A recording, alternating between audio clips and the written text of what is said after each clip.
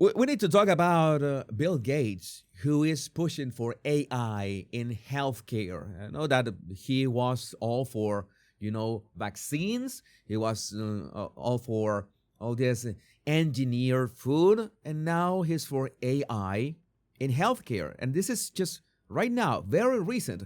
You know that Bill Gates is one of the most recurring guests of the Body Language Guy channel. My headphones just fell. Um, and this is a new one. This is something I had never heard him talking about AI up till now. Maybe healthcare, of course, with all the vaccines and all this initiatives that he wanted to do. And Bill Gates announces at the World Economic Forum that his artificial intelligence his artificial intelligence is being rolled out into the healthcare system. Which healthcare system? I have to ask. Can we ask that question? Which country? He reveals a new partnership with OpenAI. Oh my God. Aimed at integrating AI directly into health systems worldwide. Gates says that he wants AI healthcare linked across systems, likely combining digital health records, biometric ID, digital payments, and mass data sharing. Now, one word about this. I had envisioned this a long time ago in terms of imagine that you could have your physician, your doctor, could have access to this massive database of all the other doctors in the world in every language about all their knowledge and tap into that instantly, and AI being the bridge into that. And even in AI assisting doctors in being more efficient at spotting illnesses, symptoms, and everything.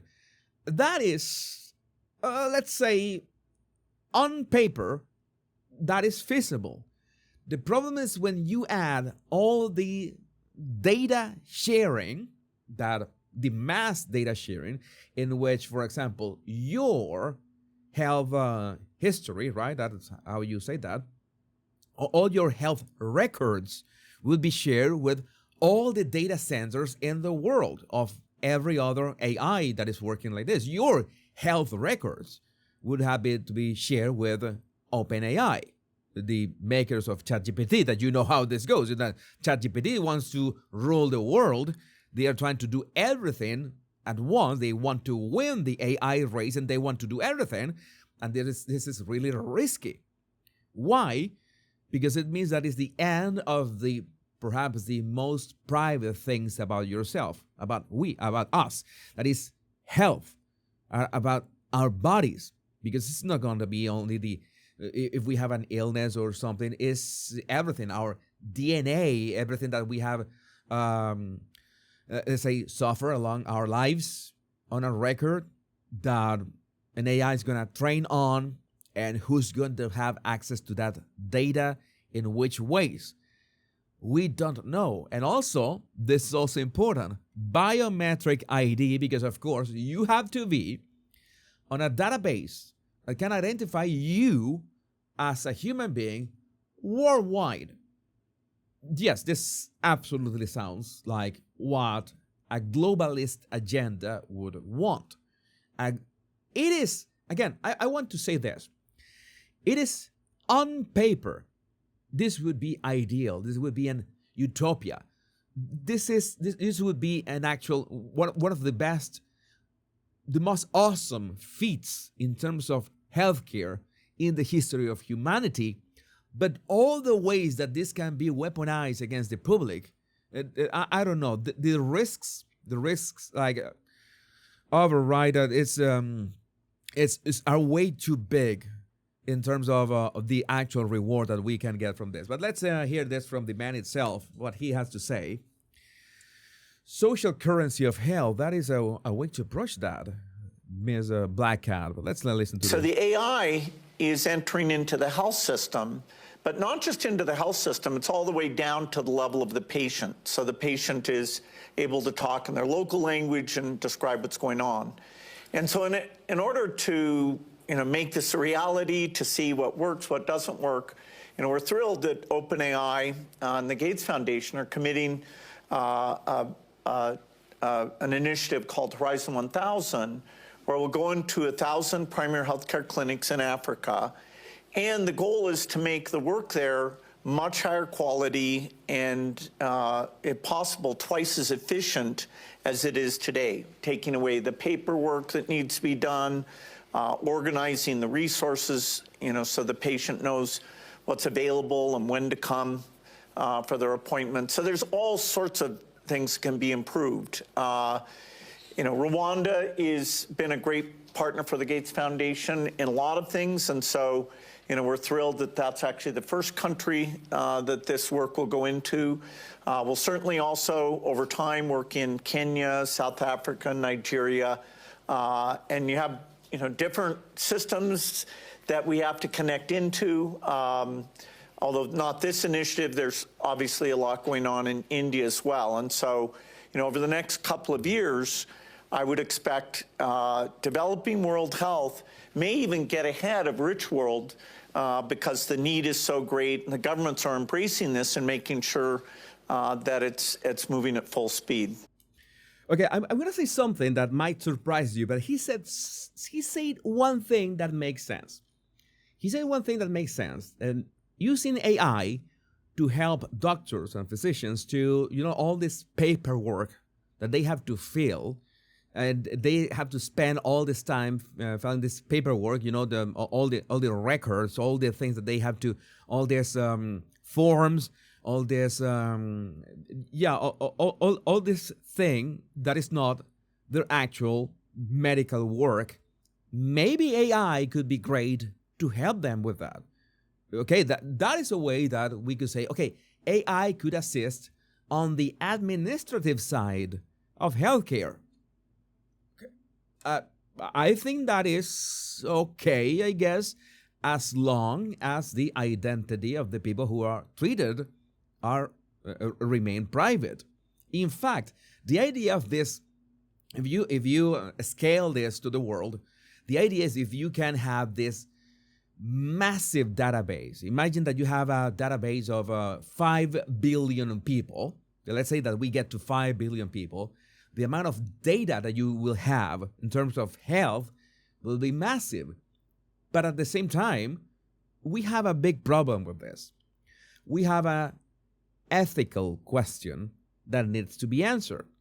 Because if an AI takes control or suggests or has any sort of say in what is the health of any citizen of any country, and then I can't see how things like this are not going to happen. As in, take Canada, for example. They don't have the AI, and they're already saying, oh, you can't pay your rent? Have you considered, I don't know, killing yourself? That is an option. That is also an option. The made option in Canada, which is basically a self-deletion. You self-delete because, well, I don't know. There's nothing to be done about you. You have a cough that doesn't go away. You think that you can't live with that? Well, made is for you. So that is not the kind of questions. That is not the kind of scenarios that you leave an AI, a machine, an LLM. We're going to talk about that in a minute, to decide. Not even have a suggestion for a doctor, not even have a suggestion for a patient, because we already know what has happened with the ChatGPT, not even being involved in healthcare. People have died under horrific circumstances. This is not going well, and this is because of something that I will explain, that is the non-deterministic nature of this tool. So there's a lot, there's the best of intentions, maybe not a word that I use when I'm talking about Bill Gates, not something that we think Bill Gates has good intentions, but the health records, the digital payments, it means that you will be tracked. You will be tracked in some way, either by your biometrics, either by your identity, either by your DNA, because of course, if you're going to have genetic treatments or treatments based on genetics, you need to keep track of people's DNA. And imagine that would be, I'm not going to lie, I am a big fan of science fiction. I have thought about science fiction since I was a kid, and I have thought about every single scenario. So some of you have said that this sounds like Star Trek. I agree. I highlighted your comment. This is, we are at the gates, pun intended, of something that could be completely awesome or completely horrific. And since I have been studying human nature for quite a while, the odds of it being completely horrific are way too high, are too damn high, like the meme. This is not the way that we want this to happen. This is way too much power on the wrong hands. I wish, as people say, I would like to walk on the street at any time and feel safe. It depends on the city, of course, but you need to be wary. You have to be responsible for yourself. I wish that this could work. This is the same. I wish that this could work the way Bill Gates paints it, but I know that it will never work like this. There's just too many interests. And this is not even mentioning the word incentives. Imagine the incentives of big pharma and big food and big government and big spending, big everything around this. The incentives would be massive. We're talking about trillions of dollars at stake. So that is, even if they try to convince us that no, it's not about the money, there will still be money involved in every single stage. So how can we trust this? Very good, nice, on paper, amazing, but I just don't trust these people. Always follow the money. You don't even have to follow the money. The money still doesn't exist because it has not been implemented.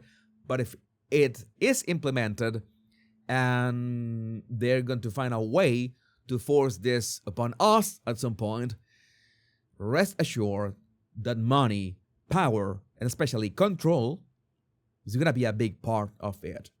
But I would like to know what you think about this in the comments. Remember that all these topics are going to be in all my